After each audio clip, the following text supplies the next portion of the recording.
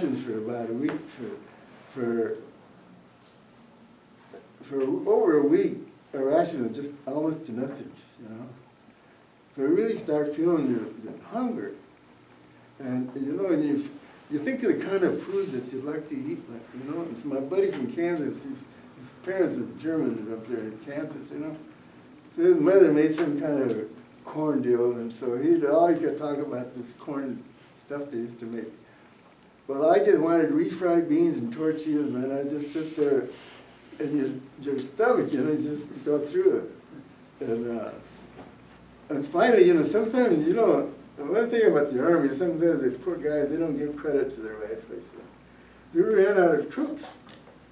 So they put guns on the guys that weren't frontline troopers, and the supply guys and everything.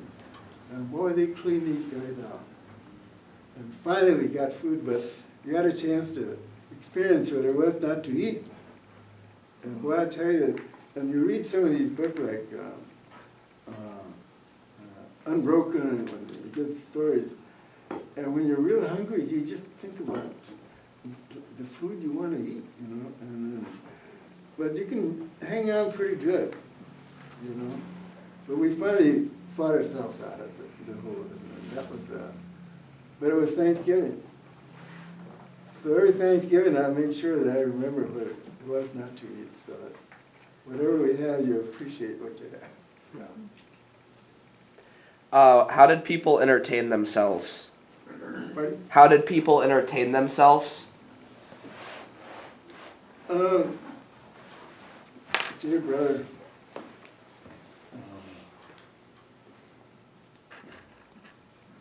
you know, it's kind of hard. I don't know how I understand this. When you finished the fighting, there was a lot of recreation, you know. And we didn't have too much space. You know, we finished fighting.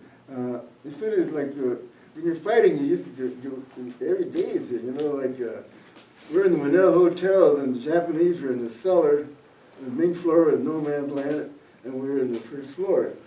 And you just had to be on guard all the time. You know, just there is no time for. You know, the Filipinos are pretty, they like to sing and everything else. And when you had a chance, you did have a chance to, but there wasn't that much. Except toward the end, brother, when we finished fighting in the Philippines in June of '45. And so we landed in Leyte, and they didn't pull the maps out. The landing was October 20th, and they pulled them out on the 19th for Dave and tell us where we were going to land. And the only one that knew about where we were going to land was Tokyo Rose, because she'd tell you where you were going to land. I don't know how she got the information. But for the Philippines, in June, we were already getting ready to go to Japan. And we had the maps up there. It's going to be a massive land. And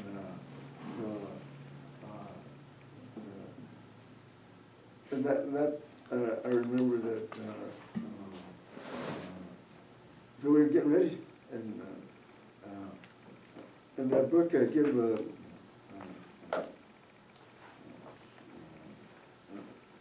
about the last book I wrote, this The Killing in the Rising Sun and Taser. It gives you a good picture of what's going to happen. I had sent the last letters home, and I can still remember, we know they were going to tell us that if you're in the first wave, you're not 60% are not going to make the beach. And I can remember I was thinking, if I get sick, I don't feel bad, you know. But I was kind of curious about what Japan looked like, you know. And then we had sent all the letters home, and just kind of waiting. And we had all the ships ready, we did all the maneuvers, and wait until we get the end of the war. So that's probably the happiest day of the whole life. It looked like the whole world changed after that, you know. But so then we went. We just got rid of the big guns, and we went up, and so we had a chance to be in Japan when the day of signing the treaty. So that was the whole story, you know. But when I happened to look at the top side of the ship, and I wish I'd have brought a picture. They had every plane that could fly in the sky, you know. And then the book there, Killing of the Rising Sun, I hope you get a chance to read it, because when you read that thing, you realize that God was on our side. You know, I still remember being on top side, and they told us that 60% of the first wave were not going to make the beach. At that time, I was put to carry a flamethrower, and you can just see the number one target. So we pulled into Yokohama. We come in and things worked out. We left the Philippines, and we had to pull in at Subic Bay because a big hurricane came. So we were there for a couple of days. So we ended up getting into Yokohama and passed by the Missouri just when they were having the ceremony, and then we could see where they were having they're probably a mile away from us. But I remember being topside, and we had to go to the channel single file because there's a bunch of little islands. And you could just picture, you could have guns in every one of those silly islands. And if we'd have come into land, maybe they were right, maybe we wouldn't make the beach, you know. And then the buildings had guns on top of them. And I can remember my stomach going up, because you had all these planes. You had the biggest was B-29s, and then the Fortress, not the Fortress, B-24s, the medium bombers. The whole sky was just full of, I don't think we'll ever have an air show like that. And so you've seen these guns on top of the building moving back and forth, and you just wish, if somebody started shooting, we were going to have a big mess. But what happened, the Japanese had the guns geared, so when B-29s came out with their firebombs, they would point toward the noise that coming around. But when you read that book, that the whole thing went without an incident. And sort of, people say that the Japanese was getting ready to give up. Well, and you have a lot of arguments about that. But here about 6 months ago, this lady showed up at the guest house, and she's kind of dark, a little bit dark. So I started talking Spanish, and she said, "Hola, señora, ¿cómo está?" And she said, "No, she said, I'm not Mexican, I'm Japanese." And I guess her mother married a Latino, but she was raised by her grandparents. And then she started telling me how her grandparents were told how they're getting trained to fight us. They're getting trained to fight us, and the kids. So you can imagine if I had to take a flamethrower and scorch them, I'd go crazy later on, you know? So that's what I mean about the God was on our side. And when you read it, just the whole miracles that happened. And then later on, the other thing that happened, I joined the monastery. I was out of the army in 45, and I went to the University of Loyola for 46 to 47. And then at 52, I joined a monastery. But all I could remember, Tokyo just burned down. And then after I was in the monastery, about 3 or 4 years, I see these cars, Toyotas, Hondas, Mitsubishis. And you wonder, and after seeing Tokyo burned, I'll tell you can really see where MacArthur did a great miracle in helping those people come back to their feet. So that's part of my story now. So, but like I tell you, if anything, I'm not a pacifist, but MacArthur, probably one of the greatest generals in the world. Before he died, I think his statement was, war is not the answer. And I don't know what you do. Like I tell you, if you have people in the service support them, they need all the support you get. I hate to say this, but there's a lot of suicides. And a lot of it comes from, it's a big letdown. And you'll go through all that and come back. So you need all the help you can get. So I'm grateful to come here. We've been your neighbors here for 64 years, so I probably knew your parents and your grandparents. So it's a grand treat to be here, enjoying a little visit with you guys. So I'm rooting for all your teams. Martin knows all the sports history here. He follows it very closely. You need to talk to him about your boxing on the ship. You need to tell that story. Well, yeah, that wasn't it. Let me tell you that. I got into this boxing business. I always struggled with fear, you know.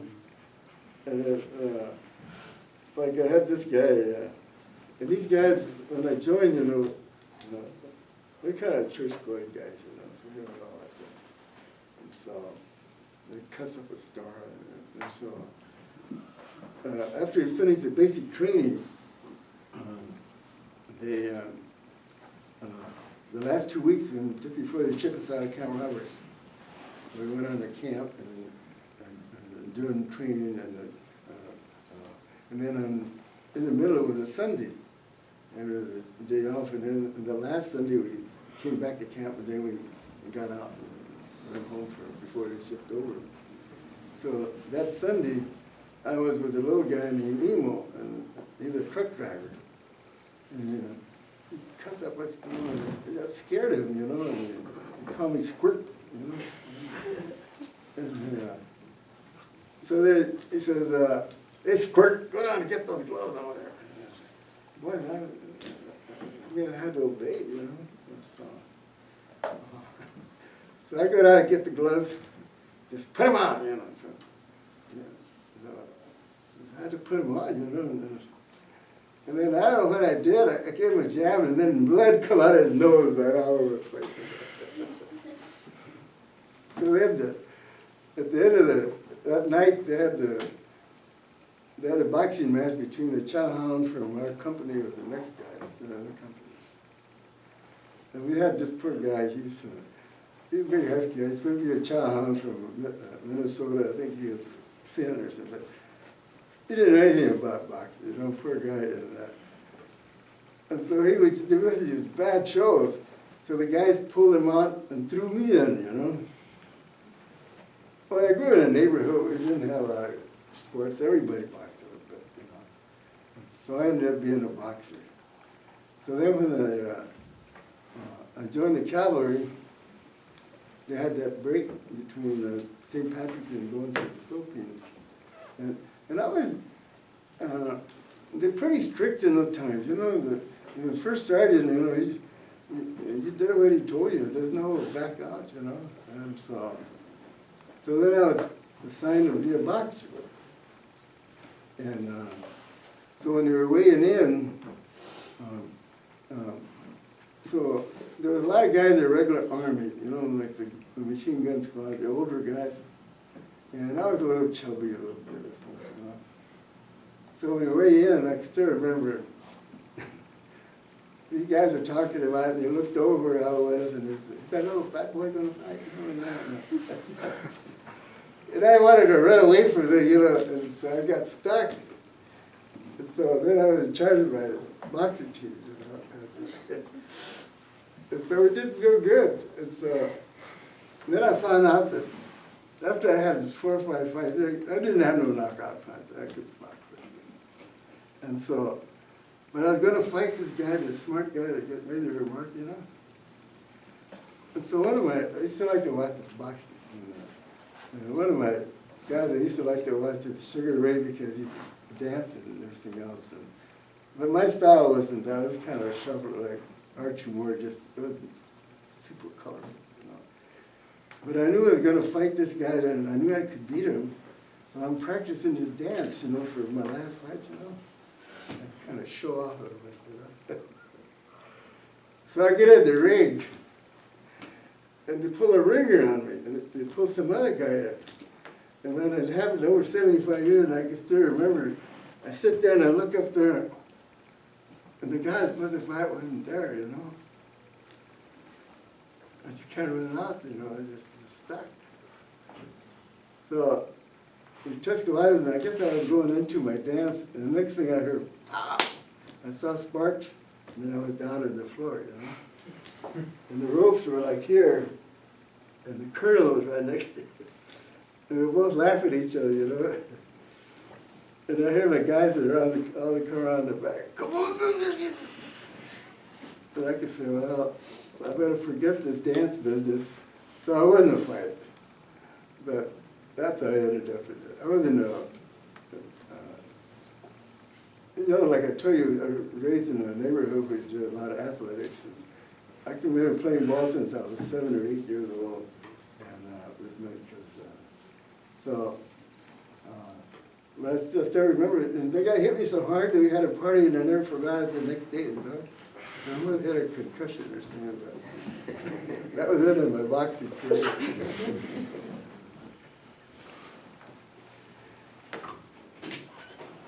And the other thing, I want you guys, they're running short of monks over there, so you girls have any boyfriends you want to get rid of?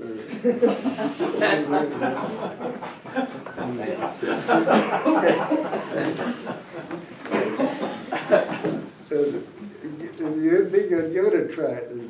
One of the good things about it, too, is that when we first came here, you know, I think the Baptists are the first sort of guys that come over and they look at it, and they're monks and this and that. So now we have more people from all denominations coming. They use the monastery for quiet and prayer, and it's been really good.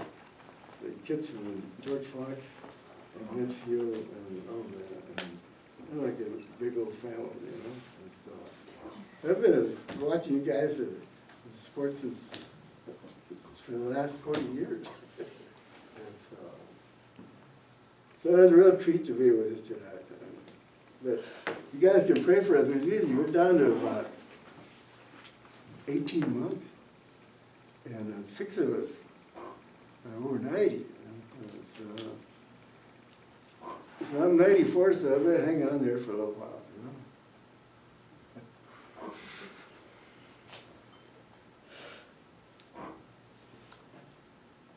know. Do you recall any humorous events that happened or unusual? Pardon? Did anything unusual happen while you were in service? Or humorous? Monastery was here? I know, when you were in service. While you were in service, did you like come across any unusual or humorous events or acts? When I was in the service, thinking about the monastery or what? When you were fighting, did you have anything? When you were fighting, like actively in service, did you have anything unusual happen or funny? When I was fighting? Yes. Yeah. You mean in the army? Mm-hmm.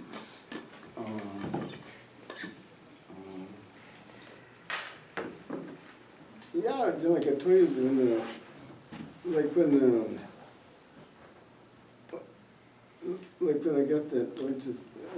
I got the vomited that hookworm, that was kind of this thing. I don't think, you know, my company, we lost most of the guys when I came back from my lieutenant and everything else. And I consider that. What else happened? Oh yeah, I'll give you another little story like that. You know, we're getting ready to land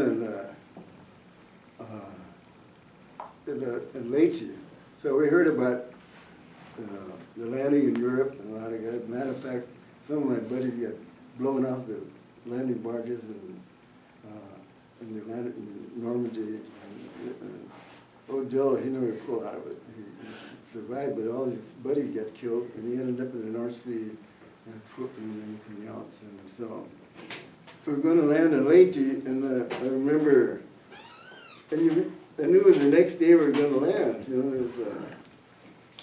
know, I was just homesick. You know, just like, and you just wished, you know, God, you know, what was going to happen? And you think about all your friends and everything else. And, so I'm climbing up this ladder up to go to bed at night. Because the next morning you had to get up. You had to get up real early. Had an early meal before you get on the landing barges and things. And when I got up there, this guy used to play basketball, Ralph Castillo. He used to have auburn hair, so the only name I ever knew was Red Gonzales, you know. So I climbed said, "Hey, Red, what are you doing there?" So we had about 3 cans of beer, so we spent about half the night talking, so I gave him a long list about all the people that when he came, because he was in the Navy, when after they unloaded you, they went back to San Diego for relief. So that was it. I still remember that, and I thought we were real special, because I really needed it. You know, you get ready, and it's kind of nice to get out and meet somebody that you, and he did. He had a little list to get back, and so things like that happen, you know, and like who's the other one? Like Fred from Kansas. He's the only one left now of my buddies in the war. And Fred, pretty well off, his kids, they started a bunch of chain restaurants in Kansas, and they call them Freddy's Steak Burgers. And they got about 350 of them, so he's pretty well off financially and everything else. But now his dementia, we're the same age, because we were both celebrated their 20th birthday. His birthday was the 24th, mine was the 22nd, and we were both fighting in the Manila Hotel. So I remember that. And we did the other thing was, you asked about recreation. The last month we were in a little town in Mauma, just outside of, in the southern part of the Philippines before we get ready for Japan. And it was like, being back in, they're kind of a Catholic country, so they had the same prayers and everything else. And the Filipinos are great. And they cry, they loved you and everything else. And I don't know, probably if I'd have stayed there, if I ended up marrying a Filipino. But if I'd have got married, I'd been dead already, because I'd had a bunch of kids and I'd had so many heart attacks.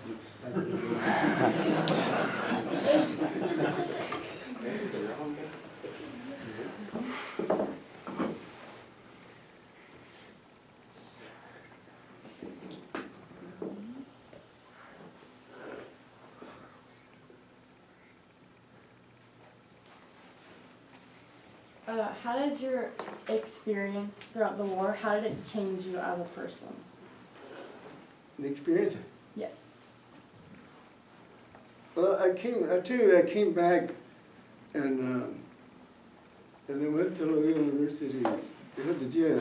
When I graduated from high school, one of the things that happened in 1942, and Latinos, Hispanics were going to college, and maybe a handful went to San Diego State, and then you got the GI Bill, and I like farm work, but it doesn't mean because you're raised, you have to just do farm work, So, and then my dad was a railroad worker, and so I got to tell you this: I never lived in a house with a bathroom inside. The railroad workers had houses, and they had a common. They didn't have outhouses; they had a regular bathroom. And so I could tell you, we lived but everyone was poor. In the 30s, they didn't have cars and all these things, And then I went to college, and then I took a pre-med course. And so what happened, one of the closest friends I had was a nun who taught me straight out a little bit. But she was always bragging about some guy that was he taught and he became a pharmacist. I'll be a doctor. Well, after a year I thought I was the doctor, a whole different story. So I had a tough time between when I quit college in I quit college in 47, and I went to work at Solar, and I'm always involved in sports. I went to San Diego State for a semester, and I had a rough time with adjusting a little bit between there. And then finally I had to see somebody, and so when I was in college, you're raised in a neighborhood, and you're kind of macho. Temperament, your role model is a football player, boxers, baseball. And so a lot of Jesuits, they're intellectuals, and they're kind of dainty. And we lived in Logan Heights, and Logan Heights in San Diego is kind of a rough part. they were not bad people, it's just the type of people, you know? And so, anyway, I go to the library, and this priest, Father Spearman, I'd go there, and he was twice as nice to me. And I'd leave the library, and I said, boy, I don't think I'd ever put a priest like that couldn't handle some of the stuff from an old barrio, you know? And so then, at 51, one of my lowest times in my life, I had to see somebody. So I go to my parish rectory, look for a priest, and who shows up? This little old priest. And I thought he couldn't handle the rest stuff, you know. So, oh, Lord, tell him how bad I was and everything else. And then he tells me church history. Well, I was peanuts compared to some of those guys that made it, you know.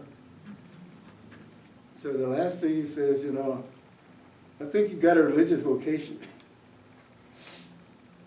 And so then he says, come back in a week, talk to you over. And that's how I ended up in there.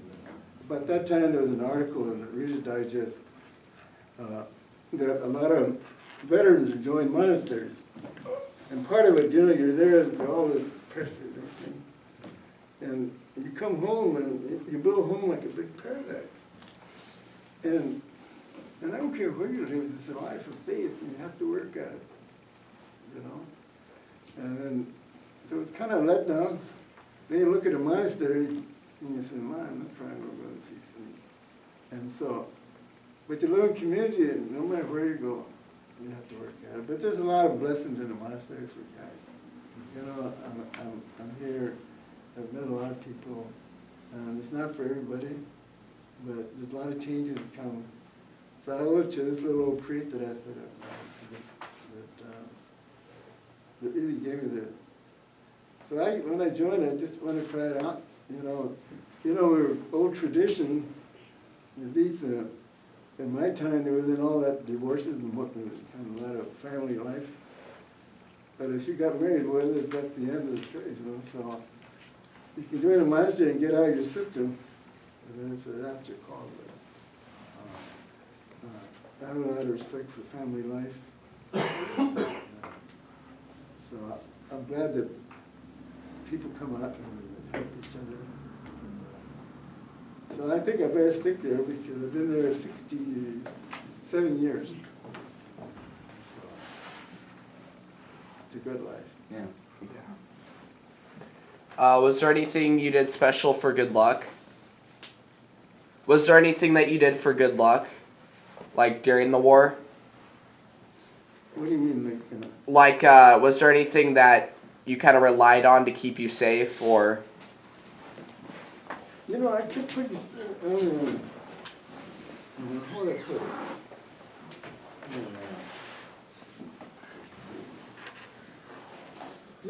You know, we're all human beings.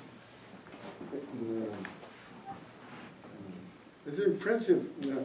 The guys I grew up with, and we went around a parish there with CYO, and they all got married. And what happened was, I lived out of San Diego. There was in La Mesa, in the 30s, there were about 3 Mexican families in the town. So my buddies were from Mississippi, you know, so I always had friends. Then I moved to San Diego. And so there was, they had community, and they were all been faithful. They all had a bunch of kids, and they come up and visit me for the last. So friendships is powerful, you know, and you learn to kind of. I think one of the things you appreciate who you are and what you have, and you don't need a lot of wealth. You're in a tough time in my history right now. I mean, I find it real hard to see all these homeless guys, and because I remember the 30s, the hobos that used to come around the railroad houses, and they're knocking the door, and my mom would tell them they'd sit down there, And in those days, the hobos were either black or white. The Mexicans were all working with the Japanese farm workers. And in my time, the truck farms around San Diego were all Japanese. And that was one of the hard things because I went to school with them and they never got in trouble and everything else. And all of a sudden you read these books and it's kind of hard what crazy war does to you, you know. And so, and how we need each other. And you know, like here, like I tell you, it's been great to see people come from all denominations and they use our place and they find that we help each other. And there's a lot of struggle right now, and there's a lot of distractions, but God, Oregon is a little paradise. I was just holding down for my oldest nephew. He was 86, he got here about 5 years ago. And poor San Diego, gosh almighty. You know, when I used to creeks and everything, and nothing but houses. And you come to Oregon, you got trees, you got rivers. God, you guys are in paradise. Do you have anything in the bag that you wanted to share? I'm going to show you my football picture. Okay.